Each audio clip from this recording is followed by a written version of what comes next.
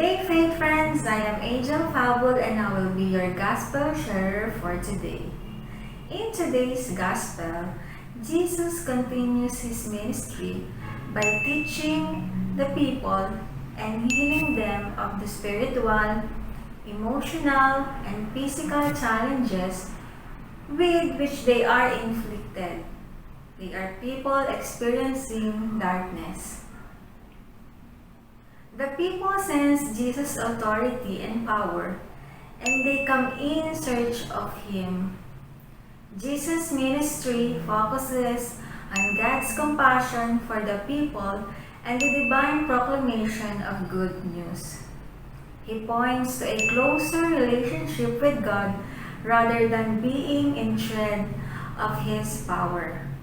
He focuses the people's attention to the fullness of the future destiny which they can begin to experience now.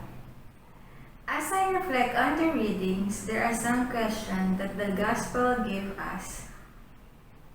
Why do you follow Jesus? Many were pressing themselves towards Jesus because of His healing power. Do you also follow Jesus for the reason of the miracles that you can get from Him? But it's not all the time that Jesus would heal you. There will be times that you will still be sick no matter how hard you push towards Jesus. Let us not lose faith in Jesus, even if He doesn't heal us physically. He has His own reasons. Perhaps it's a test of our faith.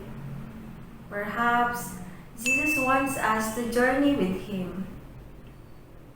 The more that healing seems elusive, the more that we must intensely follow Jesus. How about the miraculous healings of Jesus? Does Jesus want His miraculous publicized? No. Jesus would never want publicity from His miracles and healings. The more that the actions are unknown, the more that He likes it. The more that He is not given credit, the more that He appreciates it. This is attributed to Jesus' humility and self-effacing behavior. Let us therefore forget about prestige and honor, and let us not fret if we are not given honor for the things that we do. It's already enough that we do silent act of kindness with no one noticing it.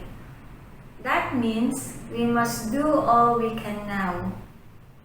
As a human being can start to experience God's presence in our lives, but we will never know the fullness that awaits us while we live in this world.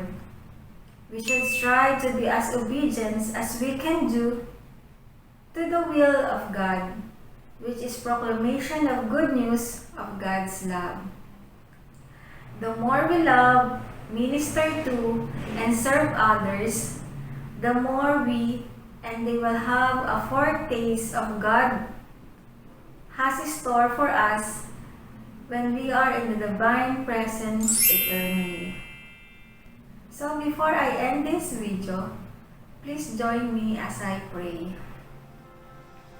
Lord, we pray that anyone who seeks you will find you. Anyone who has problem and who has faith in you will find their answers. Those who are sick and will call your name will be healed as they believe in you.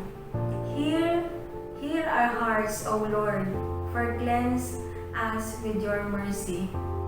Heal our body and soul as we worship and believe that you are indeed the Son of God. This we pray in the name of your Son, Jesus Christ.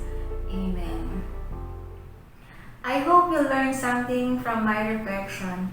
If you want to proclaim the good news of God's love, please like and share this video, or you can watch our daily gospel reflection in our YouTube channel, faithbook.ph, or you can visit us at www.faithbook.ph. Thank you and have a blessed day.